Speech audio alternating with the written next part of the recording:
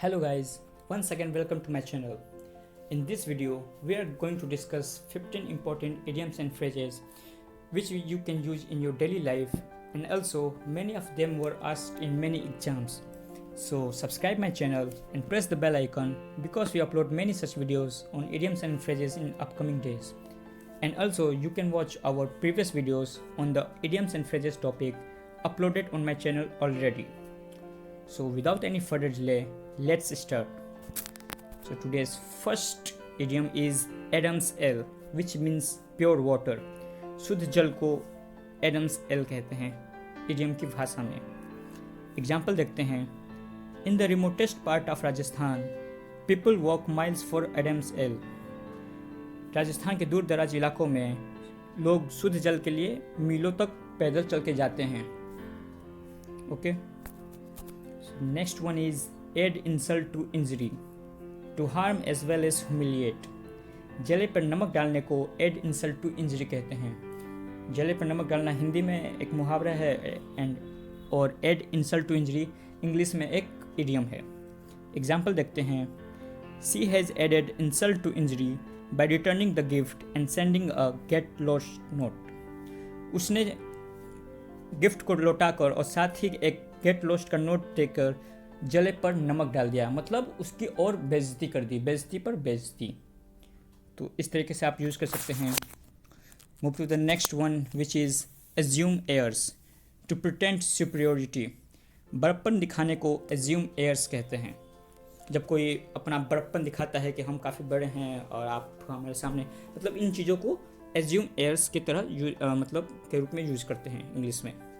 Example देखते हैं. After becoming an IAS अफसर he has assumed airs. IAS अफसर बनने के बाद उन्होंने अपना बड़प्पन दिखाना शुरू किया. ओके, क्लियर हो गया होगा आपको. तो move to the next one which is at odds, in disagreement. किसी चीज़ के साथ असहमत होने को एट ऑड्स कहते हैं. एग्जाम्पल देखते हैं. Various political parties are at odds in the matter of reservation. बहुत सी राजनीतिक पार्टियां आरक्षण के मुद्दे पर एक दूसरे से असहमत थी. मतलब कुछ कह रहे थे कि आरक्षण चल रहना चाहिए और कुछ लोग कहते हैं कि आरक्षण को ख़त्म कर देना चाहिए. तो इन मैटर्स पे एक दूसरे से इनके विचार नहीं मिल रहे थे. तो इस तरीके से आप किसी चीज़ के साथ असहमत होने को एट ऑड्स के रूप में यूज करते हैं. Move to the next one which is bad egg, a worthless person. अवांछनीय व्यक्ति को बैड एग कहते हैं, मतलब ऐसा व्यक्ति जो सोसाइटी के लिए प्रोडक्टिव ना हो. एग्जाम्पल से समझते हैं. Often a prodigal son of a rich father becomes a bad egg for the society. अक्सर देखने में आता है कि एक अमीर पिता की संतान सोसाइटी के लिए एक अवांछनीय व्यक्ति होती है. मतलब वो एक उतनी प्रोडक्टिविटी उस इंसान में नहीं होती है जितना एक नॉर्मल इंसान में होती है, क्योंकि उसे बचपन से ही ऐशो आराम की ज़िंदगी जीने की आदत होती है. तो अवांछनीय व्यक्ति को या निकम्मे व्यक्ति को आप बैड एग कह सकते हैं. Okay. Move to the next one which is bring down the house, to receive great applause for something. किसी भी चीज़ के लिए, किसी भी परफॉर्मेंस के लिए, किसी भी काम के लिए आपकी जब भरपूर तारीफ की जाए तो उसको आप इडियम के रूप में ऐसे यूज़ कर सकते हैं. To bring down the house. Example से आप समझ जाएंगे. The performance of Lata Mangeshkar brought the house down. Lata Mangeshkar की परफॉर्मेंस को ने अब ऐसा नहीं कि घर को नीचे ला दिया, मतलब उनकी भरपूर तारीफ हुई उस परफॉर्मेंस की, लता मंगेशकर की. तो ऐसे आप यूज कर सकते हैं सेंटेंस में इस इडियम को. Move to the next one which is by and large, which means on the whole. संपूर्ण रूप से देखने पर, मतलब किसी चीज़ को आप पूरी तरीके से देखें, ऑन द होल. एग्जाम्पल देखते हैं. My friend is by and large and honest person. मेरा दोस्त पूरी तरीके से संपूर्ण रूप से एक ईमानदार व्यक्ति है, मतलब उसमें कहीं भी छल या कपट नहीं है मेरे दोस्त में. तो ऐसे इस तरीके से आप बाय एंड लार्ज को यूज़ कर सकते हैं. Move to the next one which is carry matters with a high hand, which means to deal with a person strictly.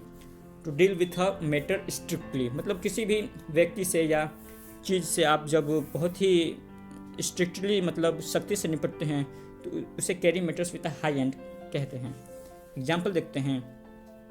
The police carry matters with a high and. मतलब police इन मामलों को काफ़ी सख्ती से देख रही है।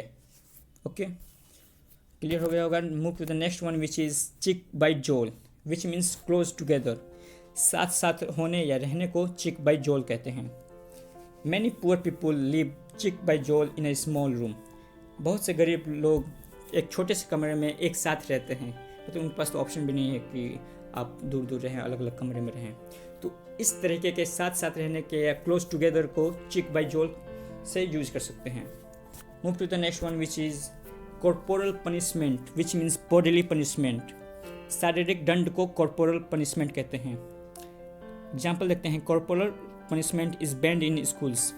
पहले ये था कि आप स्कूल में टीचर्स स्टूडेंट को मतलब मार सकते थे, चाहे हाथ से मारे या चाहे डंडे से मारे, बट अब ये इलीगल हो चुका है।